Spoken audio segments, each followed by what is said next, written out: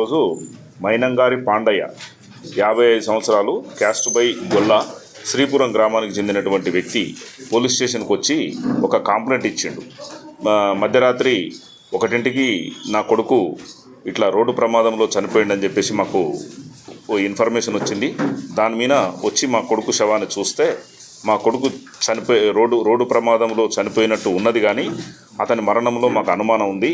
ఆ రోడ్డు ప్రమాదంలో చనిపోయిందని మాకు అనిపిస్తలేదు, ఎవరో చంపినట్టు మాకు అనుమానం ఉంది.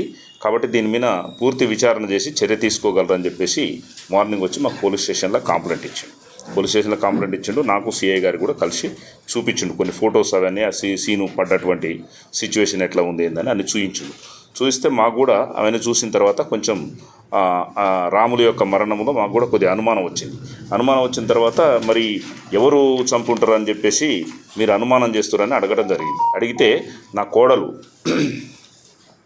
ఈ రాములు భార్య మానసకు సురేష్ గౌడ్, పెద్దముద్దునూరుకు చెందినటువంటి సురేష్ గౌడ్కు ఇల్లీగల్ అక్రమ సంబంధం ఉంది.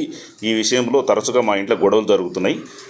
ఈ సురేష్ గౌడ్ ఏమైనా చేసి ఉంటాడు నా కొడుకునని చెప్పేసి నాకు అనుమానం ఉంది సార్, దీని మీద విచారణ చేసి చర్య తీసుకోగలరని చెప్పేసి అతను చెప్పడం జరిగింది.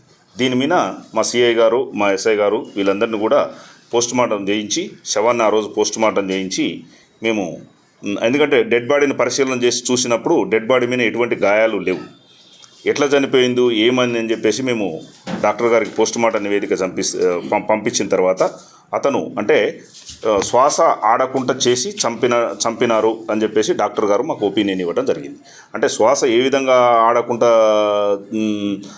చంపినారంటే మూతి, నోరు రెండు మూయడం జరిగింది. అంటే ఎందుకంటే పోస్టుమార్టం రిపోర్ట్లోనే తెలుస్తుంది ఎట్లా చనిపోయింది అనేది, పోస్టుమార్టం నివేదికలో తెలుస్తుంది.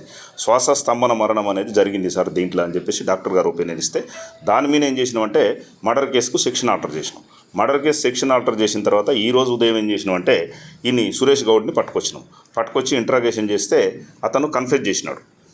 ఏమనంటే, అవును సార్, నాకు ఒక 6-7 మంత్స్ నుంచి రాములు భార్య మానసతో నాకు ఇల్లీగల్ కాంటాక్ట్ ఉంది. ఈ విషయం తెలిసి తరచుగా మానసని ఆమె భర్త వేధిస్తున్నాడు. మరి ఈ విధంగా వేధిస్తున్నాడు. నా భర్త యొక్క వేధింపులు నేను భరించలేకపోతున్నా. నా భర్తను ఏ విధంగా అడ్డు తొలగించుకోమని చెప్పేసి మానస నాకు చెప్పింది.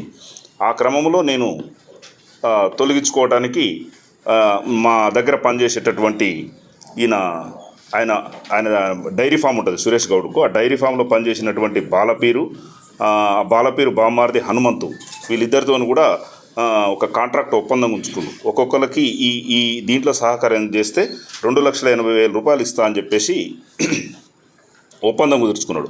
ఆ 2,80,000కు వీళ్ళు కూడా చంపడానికి ఒప్పుకొని ఈ ప్లాన్లో భాగంగా వీళ్ళకు ఈ 8వ తారీఖు రోజు, ఈ నెల 8వ తారీఖు రోజు వీళ్ళ బంధువులది ఒక మ్యారేజ్ ఉంది గుడిపల్లి విలేజ్లో. ఈ మానస వాళ్ళ బంధువులది ఒకటి మ్యారేజ్ ఉంటే భార్యాభర్తలు ఇద్దరు కూడా మ్యారేజ్కి పోయేటప్పుడే ఈమె మానసానికి ఫోన్ చేసి చెప్పింది, 4 రోజులు మేము మ్యారేజ్లో ఉంటాం, ఈ టైంలో చంపితే బాగుంటుంది, ఎవరికి డౌట్ రాదని చెప్పేసి ఈ సురేష్ గౌడ్కి ఫోన్ చేసి చెప్తే, సురేష్ గౌడ్ ఏం చేసిందంటే వీళ్ళని ఎంగేజ్ చేసుకున్న వాళ్ళు ఎవరైతే ఉన్నారో వీళ్ళందరినీ తీసుకొని 11వ తారీఖు రోజు వీళ్ళందరూ కలిసి అన్ని దావత్కు పిలుస్తారు. రాముల్ని ఫోన్ చేసి పిలిస్తే అతను ఇలా ఫామ్ హౌస్ కాడికి పోతాడు, ఈ పెద్దముద్దునూరుకు. అక్కడ కొద్దిగా తాగుతారు అందరు కలిసి. తాగిన తర్వాత మళ్ళీ కారులో ఈ కేఎల్ఐ కెనాల్, గుడిపల్లి దగ్గర ఉన్నటువంటి కేఎల్ఐ కెనాల్ ఆడికి వచ్చిన తర్వాత అక్కడ మళ్ళా కారు ఆపి రోడ్డు పక్కన కూర్చొని మళ్ళీ తాగి వీళ్ళు తీసుకొచ్చినటువంటి మందులో ఎక్కువ భాగం ఈ రాములకు తాపిన తర్వాత వాడు కొద్దిగా అన్కాన్షియస్ అయిన తర్వాత వాళ్ళు ఏం చేస్తారంటే, ఇప్పుడు టేప్ ఉంటుంది కదా, పెద్ద టేపు, మనం బుక్స్కు వీటికి అన్నిటికీ కూడా పేస్ట్ చేస్తాం కదా, అటువంటి టేప్ ఏం చేస్తారంటే ఈ మూతికి ముక్కుకు రెండింటికి కూడా శ్వాస ఆడకుండా టైట్గా వేసేసిన తర్వాత కొద్దిసేపటి తర్వాత అతను చనిపోయిన తర్వాత తీసుకొచ్చి రోడ్డు మీద పడేసి, రోడ్డు ప్రమాదంగా ఏ విధంగా అక్కడక్కడ కొన్ని గాయాలు కల్పించి అతని మోటార్ సైకిల్ కూడా అక్కడ పడేసి వెళ్ళిపోతారు. ఈ విధంగా చేసిన సార్ అని చెప్పేసి నేరస్తులందరూ కూడా ఒప్పుకోవడం జరిగింది. ఈరోజు ఒప్పుకున్న తర్వాత మిగిలిన నేరస్తులు ముగ్గురు ఎవరైతే ఉన్నారో మానసని, అదేవిధంగా ఈ బాలపీరుని, తర్వాత హనుమంతుని కూడా కస్టడీలో తీసుకుంటే వాళ్ళు కూడా అదే విధంగా చెప్పారు. వీళ్ళందరినీ కూడా ఈరోజు అరెస్ట్ చేసి రిమాండ్ చేస్తున్నాం.